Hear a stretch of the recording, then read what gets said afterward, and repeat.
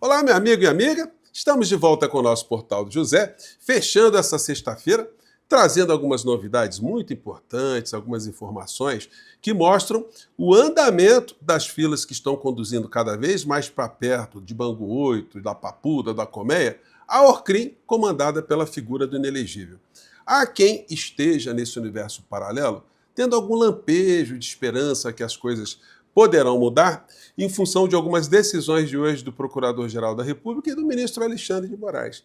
Mas será que eles têm algum motivo para ficarem mais alegrinhos? E nós que estamos querendo justiça aqui no nosso país, há motivos para a gente ter algum tipo de preocupação? E a história da pichadora do batom? Como é que tá? Vou conversar com vocês sobre tudo isso, mas antes de mais nada, é sempre muito importante convidar você que está chegando agora no nosso portal e ainda não está inscrito, que você se inscreva aqui no nosso portal em primeiro lugar e conheça também os nossos outros vídeos. Se você gostar, compartilhe, recomende.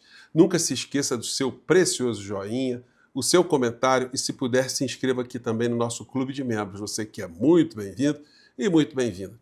Gente, uma coisa que eu estou vendo aqui numa manchete aqui do jornal Estado de São Paulo, na sua versão de internet, nós já tínhamos conversado aqui no nosso portal. Me refiro a esse fato aqui, olha. As defesas dessa turma do inelegível, eles estão que nem barata tonta. Por quê? Porque acontece, todas as vezes que você tem um crime multitudinário, com participação de muitas pessoas, com muitas frentes, muitas informações e muita gente acusada, que as defesas têm algum tipo de colisão. E é o que nós estamos vendo agora, sobretudo com a primeira grande manifestação de um dos réus, agora réus, de que todos eles estavam obedecendo ordens superiores, ou seja, do presidente da República de então. E não tem como inelegível transferir essa responsabilidade para alguém acima dele, porque ele era o comandante em chefe das Forças Armadas. O Demóstenes Torres tem dado algumas entrevistas e agora ele não vai poder voltar atrás, de que a linha de defesa do almirante Garnier, que é o cliente dele, se baseia no fato que ele foi, de fato, convocado para algumas reuniões, a ele foi apresentada a tal minuta golpista, as conversas de se fazer no nosso país um golpe, de se fazer uma ruptura institucional. No entanto, ele ficou calado. Então, a linha de defesa é essa. Quem cala não consente, segundo o Demóstenes Torres. E aí, gente, a colidência de defesa, essa é só a primeira grande colidência. A matéria diz: direita bolsonarista abre 10 frentes narrativas e dificulta a defesa em discurso único. Pronunciamentos de ex-presidente e de aliados, após julgamento no STF, expõem argumentações diversas, com críticas à imparcialidade, delação, penas, direito de defesa, além de desinformação. A questão que eu já tenho conversado aqui com vocês é estrutural.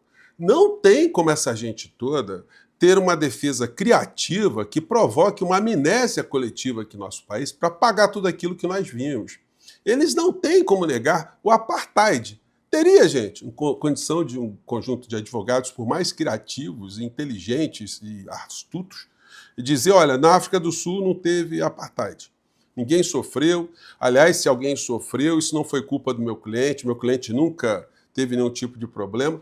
Ou na Alemanha nazista, ali no tribunal de Nuremberg, todos que foram acusados ali de crimes de guerra, será que haveria condição dos advogados dizer, olha, nunca houve nada disso, esses exageros são narrativas?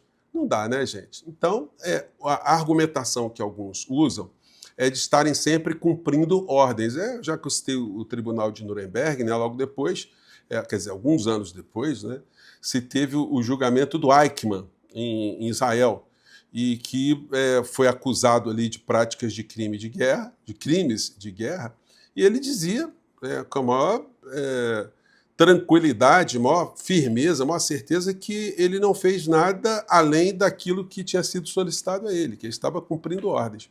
Então essa é sempre uma escapatória que alguns criminosos usam para delegar responsabilidade. Isso até no campo do crime, sem ter nenhum tipo de relação hierárquica. Muito comum um criminoso que está na base da organização criminosa dizer que estava cumprindo uma determinação, porque senão ele sofreria reprimendas, etc, etc, etc.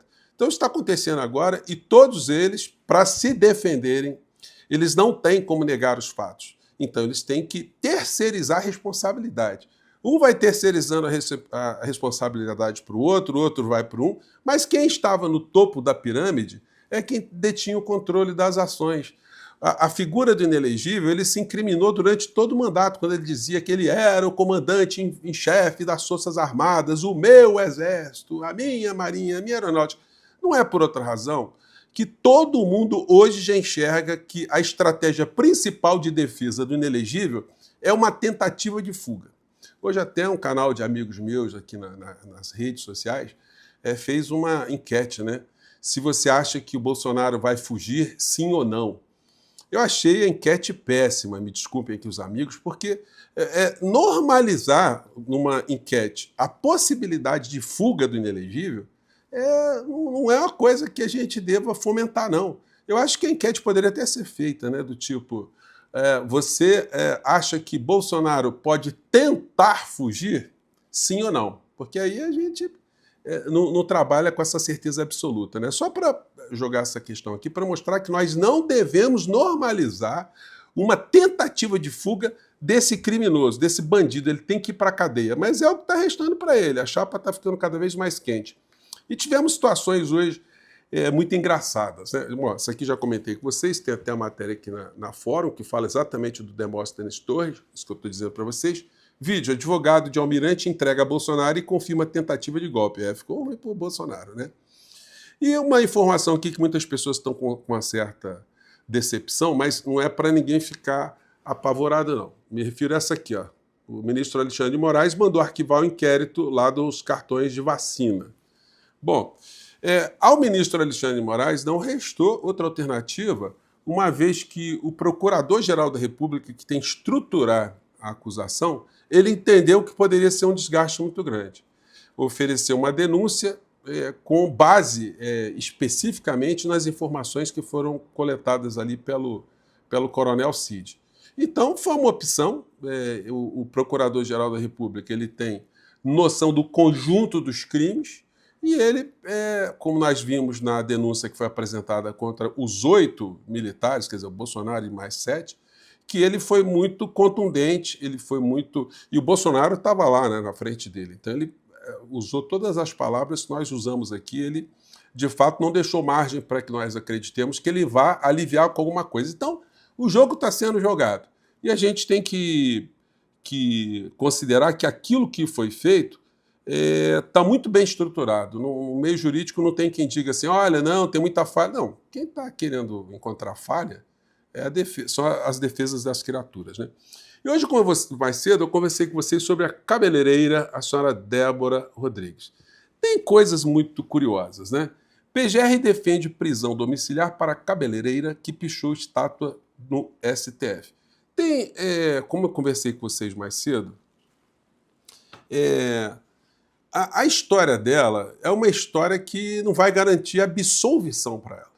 O que está sendo pedido agora é apenas o direito dela responder à ação penal, porque ainda não foi concluída, apenas alguns votos dos primeiros ministros em relação à pena dela de 14 anos. Votou o ministro Alexandre de Moraes, votou o ministro Flávio Dino e o Fux pediu vistas, mas depois os outros 2 ministros, além dele, a Carmen Lúcia e o Zanin, também irão votar. Então, o advogado pediu para ela aguardar a decisão em casa e eu imagino que o ministro Alexandre de Moraes irá deferir, irá deixar que a criatura vá para casa. Isso tem um desdobramento político, né? Porque a Orcrim de Bolsonaro, eles estão todos, os que estão soltos, ainda não estão implicados, fazendo campanha para se ter uma manifestação no próximo dia 6 de abril para uma anistia para a senhora Débora do Batom. Mas se ela já estiver em casa, isso aí já dá uma enfraquecida muito grande nesse discurso. E detalhe, ela saindo da cadeia e indo para casa, ela deve receber uma tornozeleira eletrônica e ela não vai poder titubear, ela não vai poder participar de manifestação nenhuma, fazer algum tipo de declaração, porque senão é revogada a prisão domiciliar dela e ela vai para o Chilindró. Muito pelo contrário, segundo o que ela disse já no depoimento que eu li dela em frente ao juiz, que ela ficou decepcionada com as coisas que ela viu, não era isso, que ela vai se afastar dessa história de política, que ela nunca mais quer saber de política. Bom, que ela não queira nunca mais saber de política, isso aí é um erro, né? Um trauma muito grande. O que ela deveria dizer é o seguinte: eu não quero mais saber dessa gente aí, desses pilantras, esses picaretas, esses que querem destruir o Estado Democrático de Direito. Agora eu aprendi o que significa essas instituições, o que significa o direito, o Estado Democrático de Direito, enfim. Então isso vai ter um efeito político em cima dessas criaturas aí que estão usando a Débora, assim como outras pessoas, que eles jogaram no crime como ferramentas, como biombos para legitimar ali um projeto de anistia para, no final da história, liberar a figura do inelegível. Eu já expliquei aqui no nosso portal que esse projeto, mesmo que passe na Câmara, passe no Senado, o Supremo Tribunal Federal irá explodir esse projeto de lei. Por várias questões, ele é inconstitucional porque ele fere logo de cara o princípio da impessoalidade. Ele está sendo feito mascaradamente para beneficiar o criminoso maior da nação.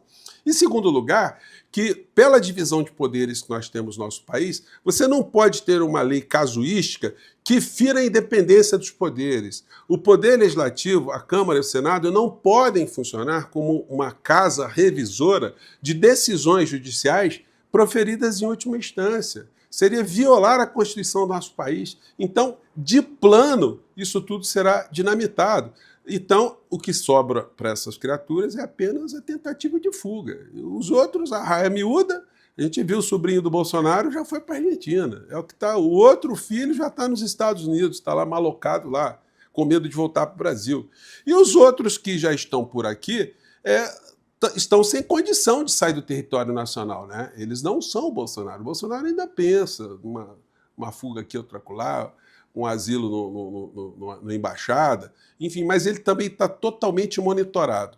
Moral da história, o ato do dia 6 para essa gente, depois desse episódio aí, tenho certeza que o ministro vai liberar a criatura, ela não vai poder ficar dando entrevista, não vai poder ficar aparecendo, não vai poder fazer declaração, não vai poder aparecer lá no dia 6 de abril, e essa galera aí vai ficar com o discurso esvaziado.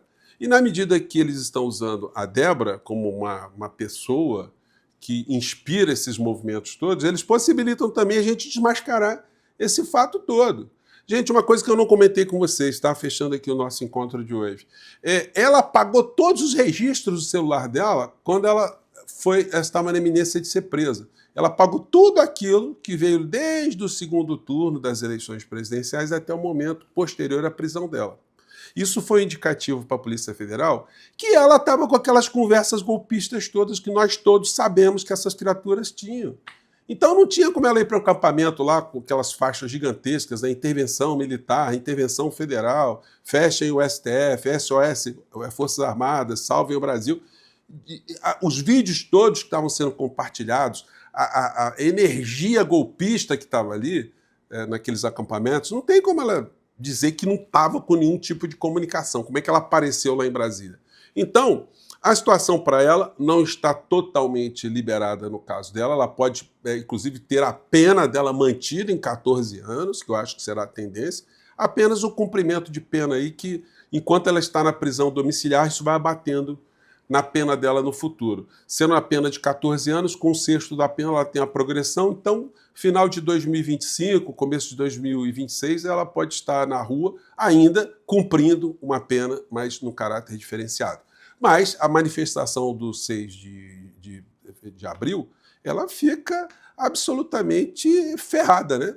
Essa gente perde discurso, não vai poder usar a Débora, e a Débora não vai poder ajudar essa gente, não. Muito pelo contrário, ela tem o dever de dizer que esses criminosos que usaram dela e de outros tantos patriotas para destruir a República, a nossa democracia, cometerem crimes e depois se acovardarem, tentarem fugir do nosso país ou tentarem jogar as culpas uns nos outros. Cenas muito interessantes nós veremos nesses julgamentos aí. Acariações, debates, confrontos e gente atacando gente e tudo convergindo para o colo do inelegível, né? Gente, eu fico por aqui, um grande abraço, até o nosso próximo encontro.